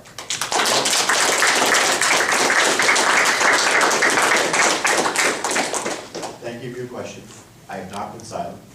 And if you follow my voting record, you see I do want to see Guantanamo closed. And in fact, we just had, as we were doing the defense authorization bill this year, we had a number of amendments that came up that I voted for with many of my Democratic colleagues that would allow us to move prisoners from Guantanamo to facilities. Basically, the way that it would allow us to use funds to transfer. Right now, funding is banned from being used to transfer the prisoners at Guantanamo into other facilities that were even on U.S. soil. I believe that certainly our justice system can handle trying people in U.S. courts if that's the route that we would. Not everyone would be tried in a U.S. court, but I agree that Guantanamo we have to move in the direction of closing it. It's not consistent with our values.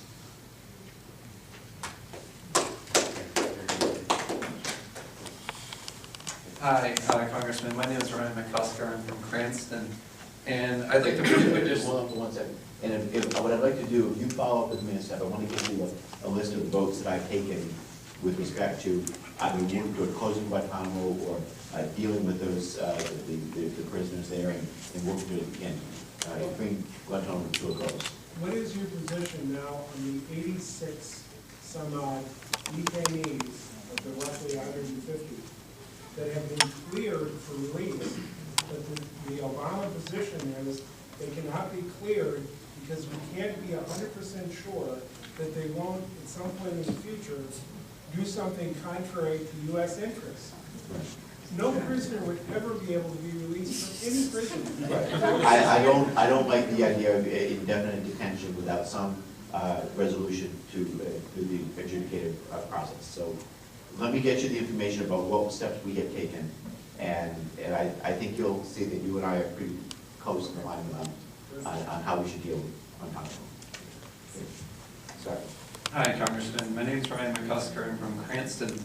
And I want to preface my question to you with a vision that I shared that reflects my understanding of our nation's history, which is that when George Washington defeated the British militarily, he worked with Alexander Hamilton to charter a national bank. And that national bank funded public infrastructure projects, which were instrumental in promoting domestic production. They imposed tariffs to protect domestic manufacturers and agriculture. And afterwards, later presidents were inspired to follow in that tradition, such as John Quincy Adams with canal construction and also railway production. And later, Lincoln, during the Civil War, with the Greenback system, financed the world's most modern transportation system with rail production throughout the continent. Later, after the destruction wreaked upon our nation by Wall Street, Franklin Roosevelt and Pecora prosecuted those bankers and built large water and power projects to improve the health of our communities across the country. Later, presidents with visions such as Eisenhower with the Atoms for Peace program and Kennedy with the Apollo project and his vision for fusion energy and the benefits that turning that technology into an energy source for the world would have. What I see is that this is the time where we have a crisis being created by Wall Street. And we have legislation which would rightfully precede their prosecution in a new Pecora Commission. And that legislation is Glass-Steagall. There's a House bill. Sheldon Whitehouse has signed on as Senator of Rhode Island to the Senate bill. And I see a bright future that would create economic prosperity, productivity, and that's what inspires me to ask you to sign on to Glass-Steagall. I appreciate the question. I haven't ruled it out. And the question came up earlier about signing on to the legislation. I want to see how the reforms pan out that we've enacted by creating the Consumer Protection Agency and the other things that we have done to try to rein in Wall Street and making sure that consumers are protected and providing real opportunities. I have not ruled out signing on to the legislation, but not being a member of that committee, I'm not as tuned into specifically how that, what ramifications that bill would have, but I am concerned about making sure that what we just went through with one of the worst economic downturns in our country's history never happens again. And if I feel that the things that we have done to protect consumers is not effective, and it's not having the desired effect, or it's not moving fast enough, then I would take a hard look at signing on to that bill. Well, if I could just respond to that. The Dodd-Frank Act, Title II of that act, has a bail-in provision. This orderly liquidation authority directly reflects what happened to depositors in Cyprus in Europe. And the consequence was that bank depositors were asked to bail in a criminal institution. People were looted of their ability to provide for their families and for their future generations. And Dodd-Frank is criminal. It was written by the criminals, which you're maybe asking me to envision that law would rein in. I understand that Glass-Steagall does rein in these criminals, so I'm not satisfied with the present law, and I don't trust who wrote it. And so I would like for you to reflect that if you read Title II, you'll see that it is not orderly bankruptcy, and in fact is the opposite of the provisions in Glass-Steagall. Your point's well taken, and I can't say that I disagree with what you've raised. I want a little more time to see if the reforms that we've enacted through Dodd-Frank if they would be effective, and at the end of the day, maybe you're gonna be right, and if I'm not satisfied that it's moving fast enough, it's not providing enough protection, then I'd be open to looking at signing on to Glass-Steagall. Good evening. I'm Constance Donnelly. I presently reside in Providence, Rhode Island. And I'm here tonight to advocate for the modifications to the government pension offset for widows and widowers who would be recipients of their deceased spouse's Social Security benefits. In 2004, the Social Security Protection Act was passed, PL 108-203, which of many of the parts of that bill, it required that the Social Security notify potentially affected employees through their annual Social Security letter, as well as pamphlets which were available in the Social Security offices, to make them fully aware of the ramifications of the government pension offset, as well as the WEO. My husband passed away in 2003 at the age of 61 years of age. He had not applied for Social Security. He was not eligible at 61 years of age. And he passed away before he would have been given the full advantage of disclosure of the provisions of the government pension offset reform. I'm here this evening to ask you, as you are a proponent of the Social Security Fairness Act, I have been told that and I have done my research, and I appreciate your interest and your support. I ask you if you could possibly, as you support the Social Security Reform Act, to be an advocate for the widows and widowers, and ask that we be grandfathered in for the widows and widowers whose spouses died before 62 years of age and who passed away before 2004.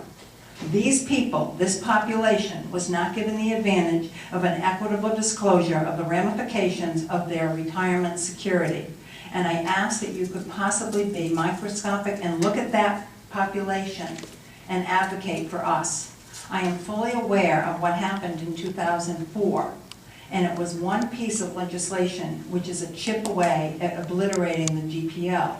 I do not think for one moment that unilaterally we can do away with the GPO and the WEO all at once. I think if we chip away at it slowly, specifically through what I'm advocating this evening, eventually it will lose its integrity of viable legislation which impacts so many widows and widowers, specifically in the 14 states, ranging from the largest, California, and the smallest being Rhode Island. Thank you very much. And if I'm not mistaken, I'm already co-sponsoring the legislation that would do exactly what you're talking about.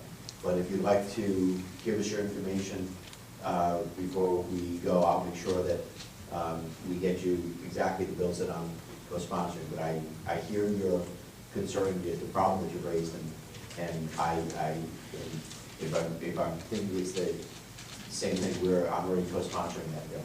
Thank you so much. Thank you. We recognize some of the electeds that we heard earlier. Councilman Paul Arquette has also come in. So.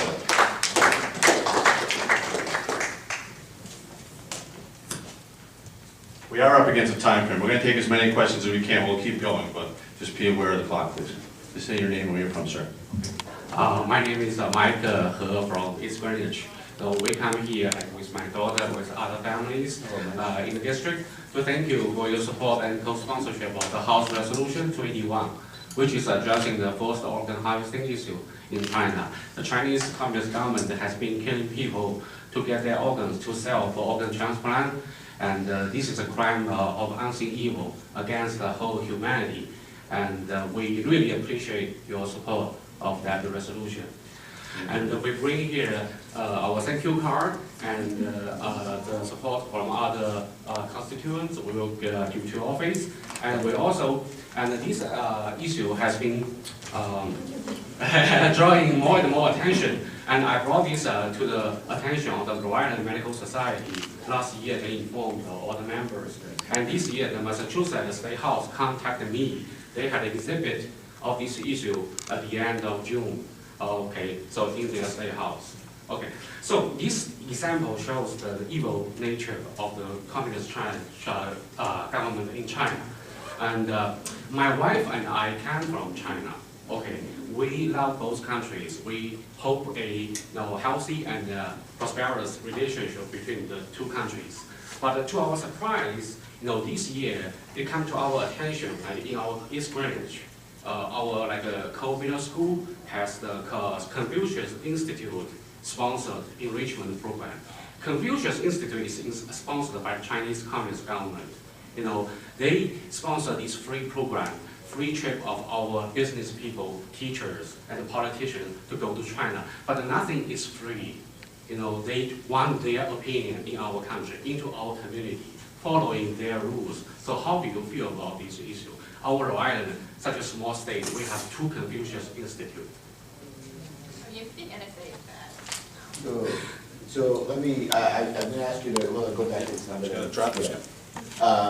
First of all, I have been very concerned about the reports I heard coming out of China that on this organ harvesting issue, and I particularly am concerned about how the Falun Gong has been particularly persecuted and maybe victims of organ harvesting because of their religious beliefs.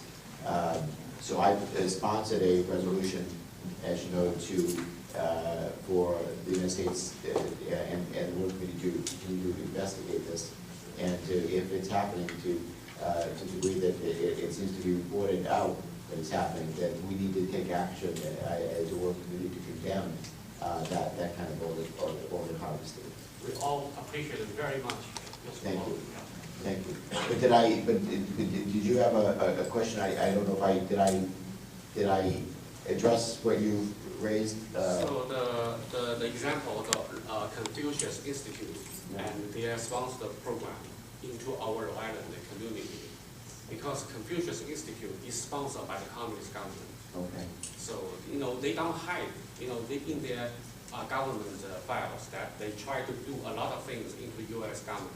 And today I bring this document, published papers. So then the Confucius Institute is sponsoring travel here to the United States? Yeah, by the Communist government. I see. And they sponsor a lot of free trips of our people, like teachers, yeah, and politicians and business people to China for free. But there's nothing is free. I see. So it's sponsoring, the Confucius Institute is also sponsoring travel from the United States to China. Yeah. And then they probably show them what they want to show them. Because they exactly. So I got it. Thank you. If I could jump off of my father's explanations, well, I'm Angela, and I'm a 16-year-old student at high school. So I think, okay. Well, what I think my dad's trying to say is one problem of the Confucius Institute is that the Chinese government is very happy to give us, budget and money to teach us about, history and stuff, but it's a very biased history. It's kind of not unlike how Turkey wants us not to mention the Armenian genocide in our textbooks in relative history. The communist government, they don't want us mentioning certain topics in their classrooms, not in their discussions, like the Tiananmen Square massacre or the Falun Gong persecution.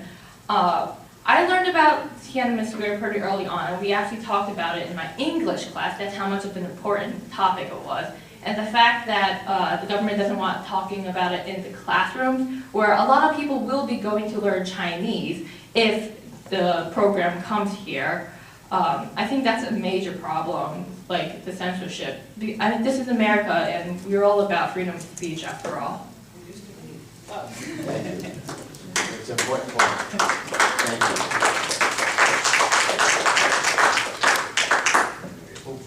My name is Peter Fangiulo, and I'm from Richmond.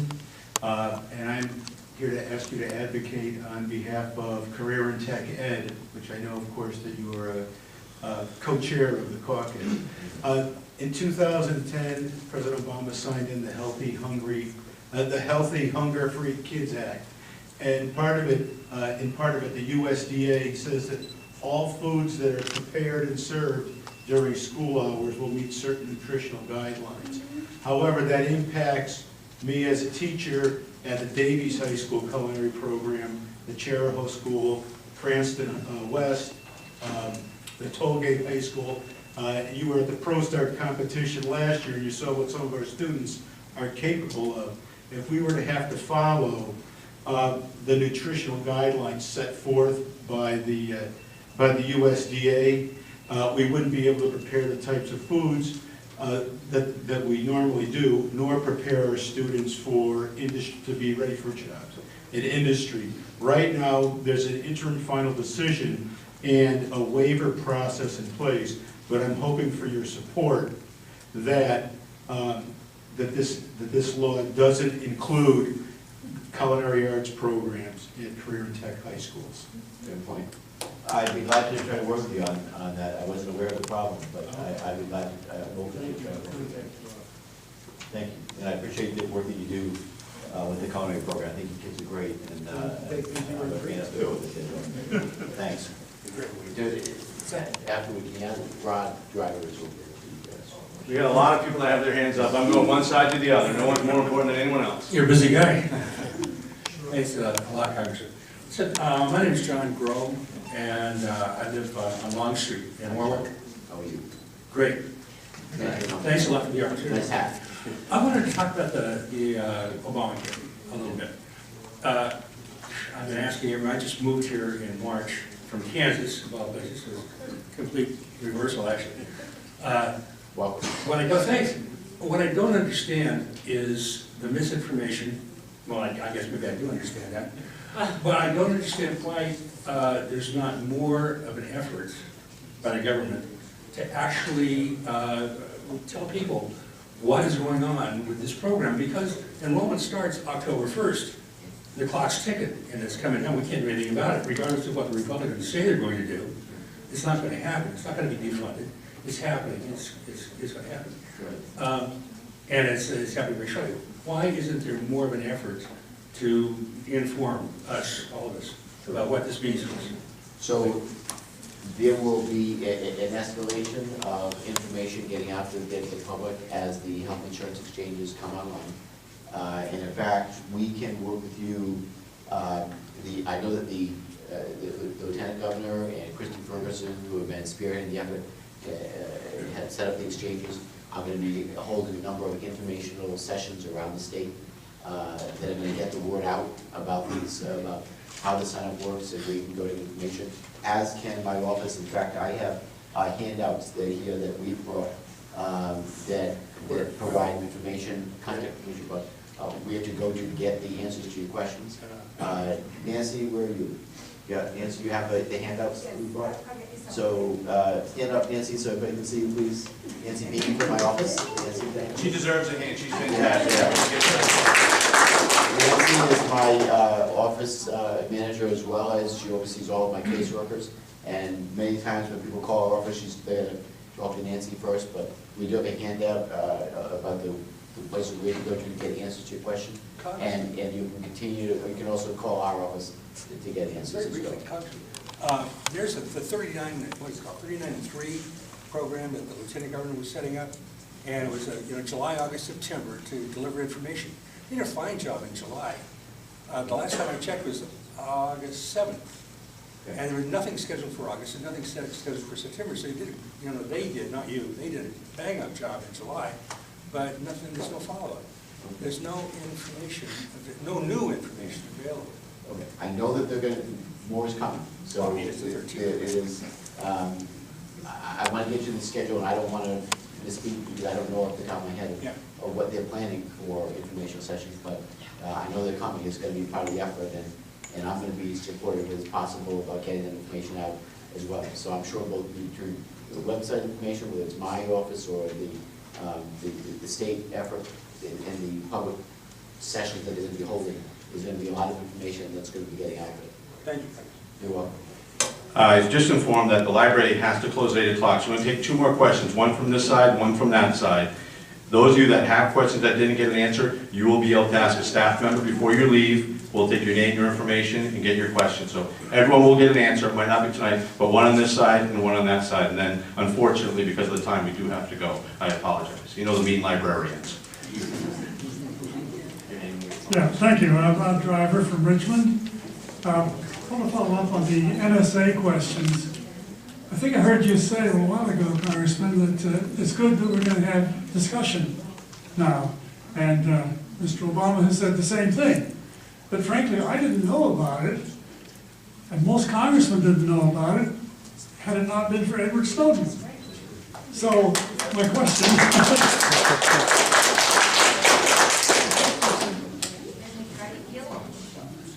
Yeah, my first question is, why is Edward Snowden a traitor, and Mr. Clapper is walking free after lying to Congress? And why can't Congressman Cranston and Griffith get answers even about what's going on with the NSA and the FISA decisions? And basically my question already is, in view of your support of the NSA spying, how do you reconcile that with the Fourth Amendment?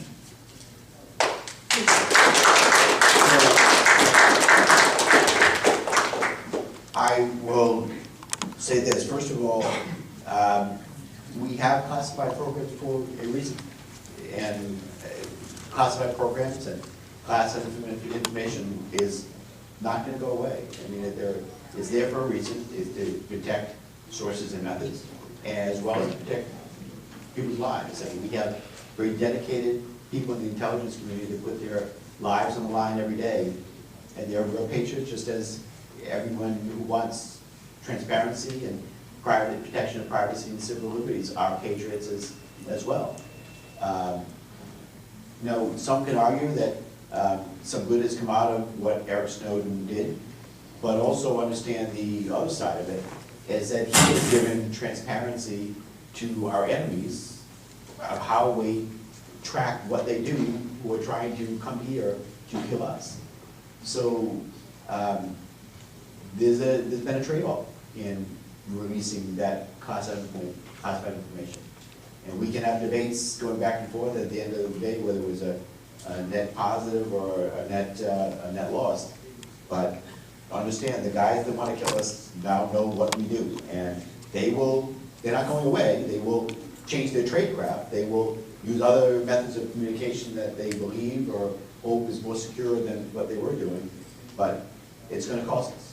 So that, aside from that, there's going to be congressional hearings. And by the way, in all of this stuff, I'll point out, no one has yet come forward and pointed to a situation where someone has flaunted or violated the law and done things that have compromised anyone's privacy or civil liberties, and that they will be held accountable. It hasn't in all of this stuff.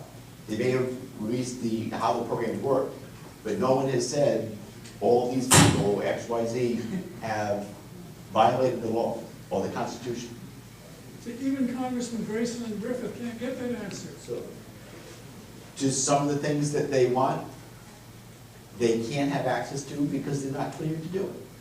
And they have oversight committees for a reason. There are things that they want access to that if they were to do it, if they were read on these programs, again, it may compromise security. And I can't, over the top of my head, tell you what it is they want to know.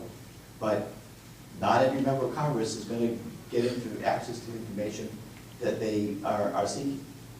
Again, otherwise, you would have to argue that we shouldn't have classified information or classified programs. And I would argue that they exist for a reason.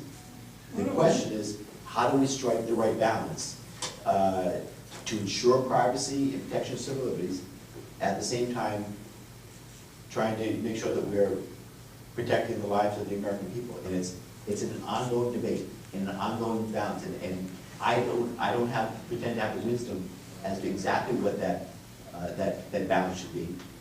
But I will say that we need to continue to have dialogue about it. Why don't we just rescind the Bill of Rights and be done with it? Stop pretending that we... Of course I don't want to. Well, we have, unfortunately, I hate to cut the conversation short, but we have to leave, unfortunately. We have one last question here. Okay, my name is Catherine Orloff. I'm from Providence, Representative Langevin. Hi. I want to preface my remarks by reminding the group tonight that when Daniel Ellsberg released the Pentagon Papers about the Vietnam War, the government responded again by trying to scare everybody that this was a violation of national security. Back then, the bad guys were the communists, and that Daniel Ellsberg was doing great harm to this country by telling us the truth, and that the government had been lying to us about the Vietnam War. So I think the same thing is going on, not just with Representative Langevin, but with many of our elected officials, and they're trying to make us very scared about the terrorist threat. Representative Langevin, when you first responded to this issue tonight, you referred to the Amish Amendment, and you said something to the effect that this amendment would have shut down all the NSA programs that protect us against terrorists. A little scare remark there. But in fact, well, no, that's fact. The Amish Amendment would have shut down that program. I'm going to go on to say that that's not exactly what the New York Times said. It said that the Amish Amendment would stop the NSA widespread sweeping phone surveillance of all Americans who have never been suspected of doing anything, and it would only shut down, and it would allow the NSA to continue to monitor those who are already under investigation.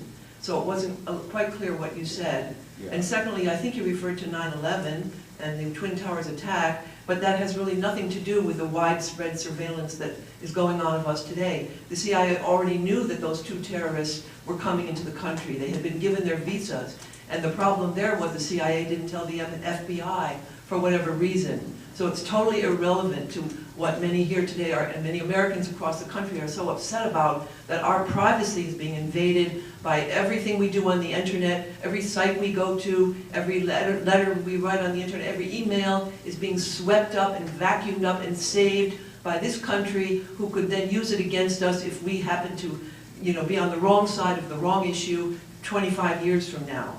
And finally, I'd like to say that in your op-ed piece that you wrote in the Providence Journal, you referred to John Inglis, Deputy Director of the NSA, who claimed that this kind of widespread phone surveillance had foiled 54 terrorist plots. But that was in Dianne Feinstein's Senate Senate Intelligence Committee hearings, and Patrick Leahy from Vermont was at those committee hearings. And when he questioned Mr. English more carefully about those 54, Mr. English could not he could not back that up. It turned out many of those 54 so-called terrorist plots were actually entrapments by intelligence agencies of people, perhaps Muslims in this country, who were discontented and who were approached and who were eventually, lured into some kind of attack against, or some action against the United States. They weren't really originating from those people. There were exactly one terrorist plot that actually, so I just want to say that it just seems to me that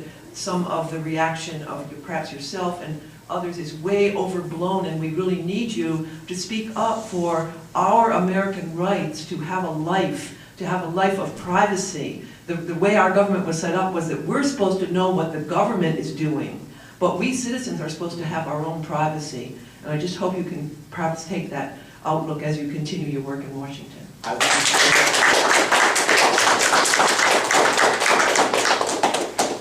appreciate your passion, and know that I want to protect your privacy and your civil liberties just as much as I want to make sure that our security is protected and we're safe here at home. We can have protection without violating or compromising privacy and civil liberties. It's an ongoing debate, and certainly always a balancing act. But I'm on your side, and I want to be as vociferous and aggressive at protecting privacy and civil liberties as I am at going after people who want to kill us. And I'm open to your suggestions about how we continue to get that balance right. I don't have all the answers or the exact blueprints of how we do that, and I'm relying on you and I'm asking for your guidance as to how I can get that, how we can collectively get that balance right. So it's what good communication is all about. It's about hearing from you, and that's why I wanted to come here tonight, to hear what's on your mind, and I hear you loud and clear. You want me to be aggressive at striking the right balance and protecting privacy and civil liberties, and I will continue to do my best, and I rely on you for the guidance as to how we get that right. So I thank you all for coming out here tonight. It's been a good couple of hours, and again, I would continue to ask you to be in touch with me, whether it's by phone calls or emails or letters. And I want to continue to be as effective as representing you in Washington as I can be, but to do that, I rely on hearing from you. So thank you all for your support and your questions tonight. Hold on one second, Frank. Thank you. So, obviously, thank you very much, Congressman Langevin, for being here tonight and having the town hall meeting. Unfortunately, we have to go, but anyone who does have a question, the 5 people over here, the Congressman staff, what I'm going to ask you to do is go over, give them your name, contact information, and they'll take on your question, and then we will get an answer back to you. I apologize that we ran out of time, but that's what they're here for, to help you any way that they can. Okay? So please feel free, any one of those 5 folks there are happy to help you any way they can. Thank you for coming. Drive carefully. Thank you.